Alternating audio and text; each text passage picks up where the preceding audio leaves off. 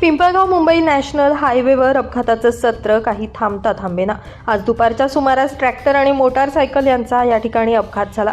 Ozar police चौकी म्हसोबा मंदिर समोर नाशिककडून पिंपळगावकडे जात असताना शेणखत ट्रॅक्टर आणि मोटारसायकल यांच्यामध्ये हा भीषण अपघात झाल्याचं वृत्त समजतंय।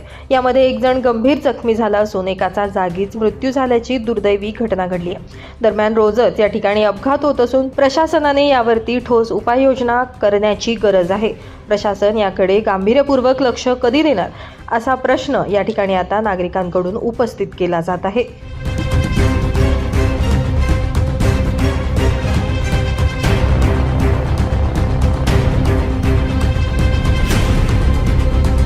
ब्युरो रिपोर्ट, नाशिक माझा न्यूज, नाशिक।